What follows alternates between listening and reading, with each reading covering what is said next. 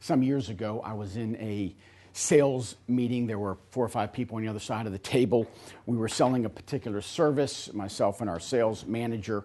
The potential client had other service providers, so we didn't seem to be making a lot of progress in the meeting.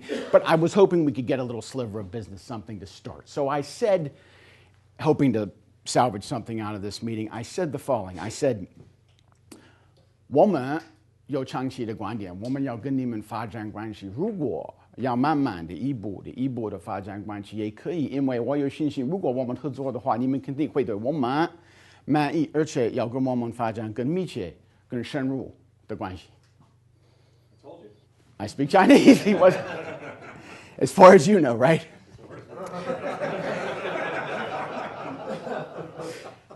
Was that too much?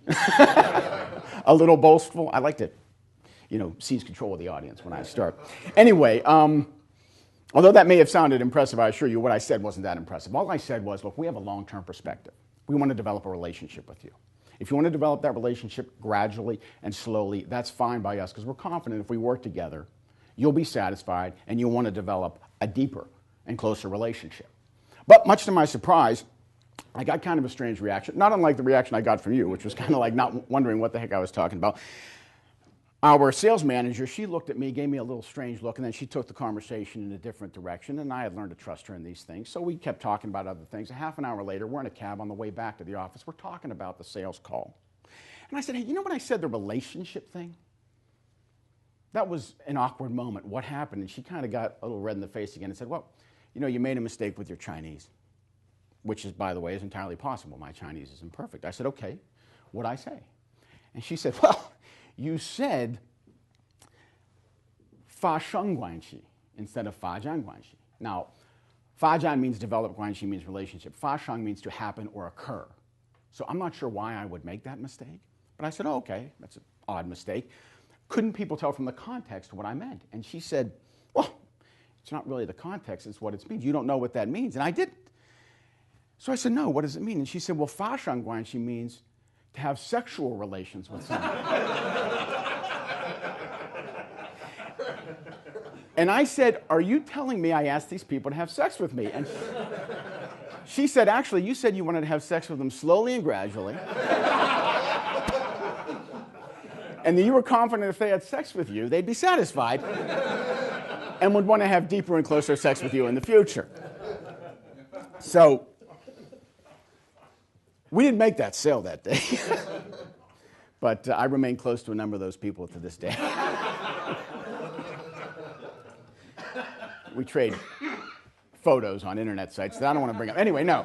So what's the lesson of that?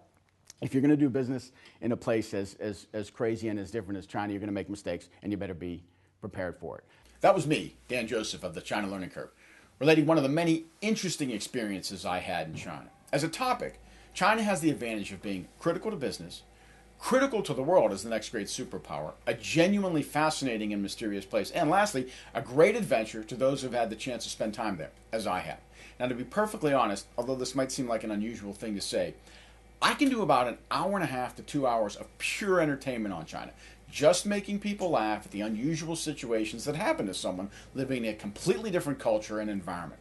And if you have an event in which you simply want to entertain an audience, you might want to give that some thought. On the other hand, what I usually do is mix the kind of stories you just saw in that clip with lessons about China that help business people be effective there and help everyone understand the impact China will have on the world. So, if you have an event in which you want to combine education or interesting issues with a dynamic, engaging presentation, please consider contacting us. Now, for more information on my speaking and training, in particular, to see a bit more detail about the specific issues I address, please visit our website and also watch the additional videos we have relative to our speaking and training services.